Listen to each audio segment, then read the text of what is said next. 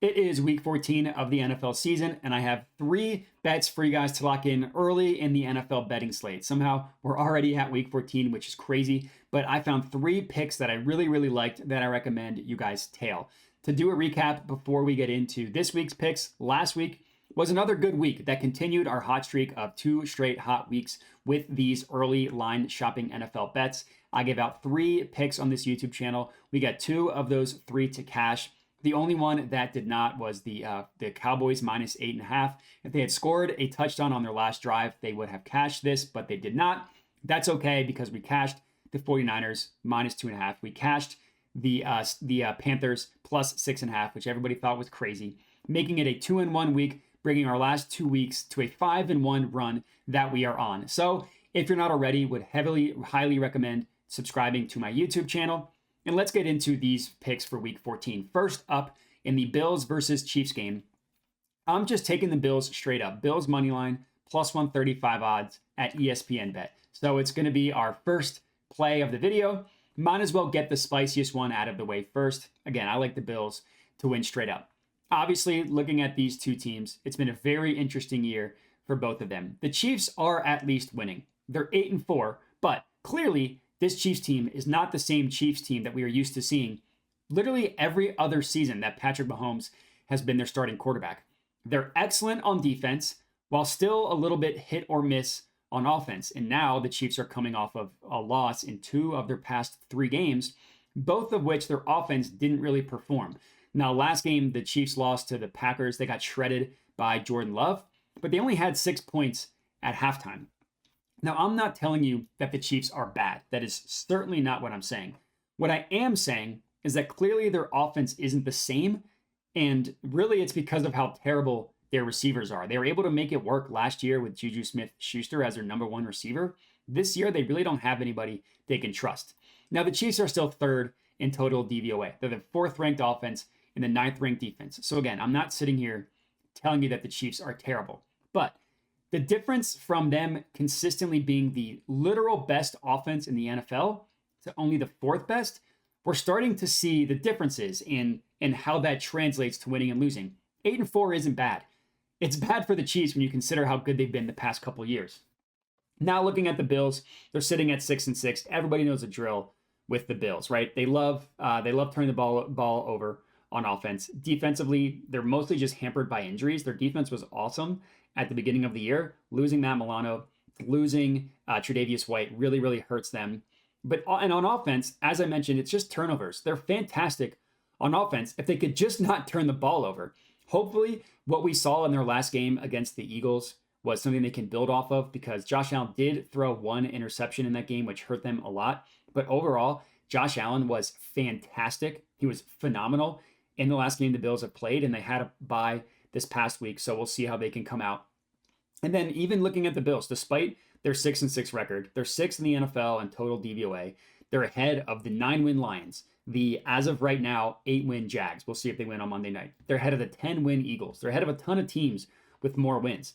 They're 3rd on offense, and they're 17th on defense. Again, they're coming off of a brutal loss to the Eagles, but the most important thing was how good Josh Allen looked. If their offense can capture what they did against the Eagles and they can limit the turnovers, I really do think that the Bills are capable of making a run. And I think that their defense, at least for this specific game, is going to be able to do enough to slow down the Chiefs' offense that has been disappointing. So Bills money line, I do like in this one, plus 135 at ESPN Bet.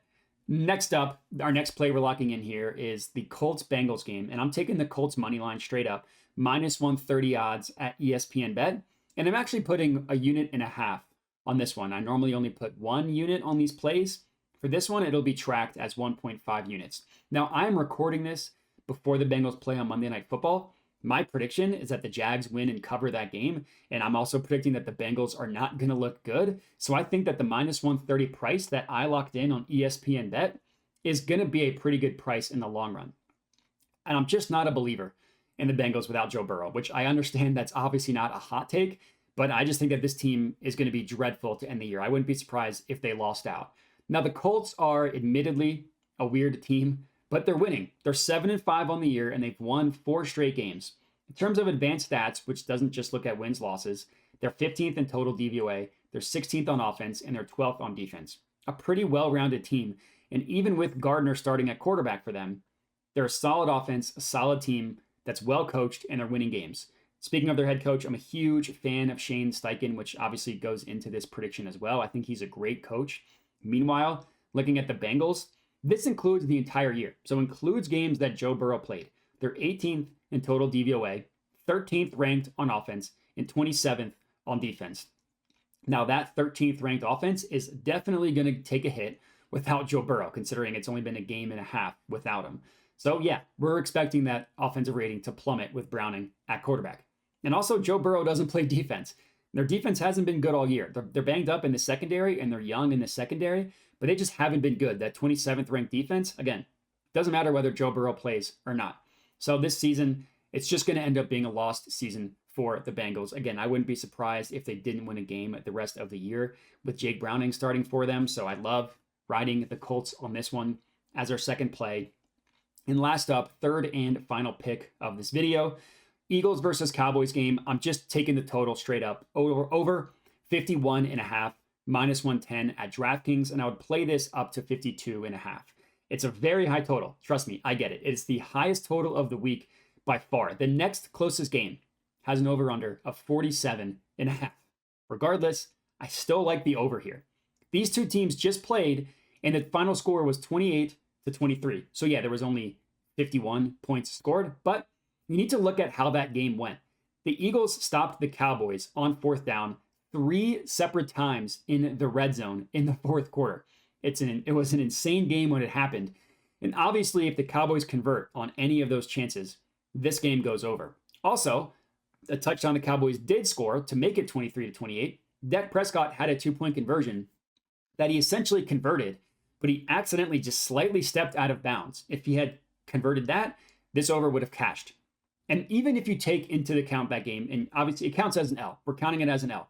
Just look at how the recent games the Eagles have played have gone. The over of this number, over 51.5 points have been scored in 3 of their last 5 games. Now, one of the games going under was that Cowboys game. And in that stretch, 38-31, a win against the Commanders.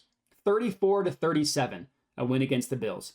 42-19, a loss to the 49ers. All of those games went over by a very high amount.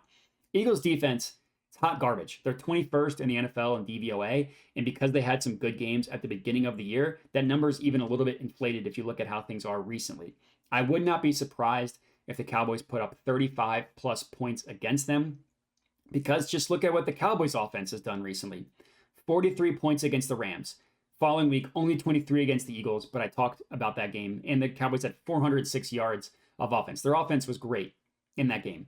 49 points against the Giants, 33 to the Panthers, 45 to the Commanders, 41 to Seattle. I'm not saying that I think the Cowboys are going to win, because I think that the Eagles could also perform well on offense. Regardless, what I do think is that this game is going to be an absolute shootout. So the high total of 51.5 does not scare me off. Again, minus 110 odds at DraftKings.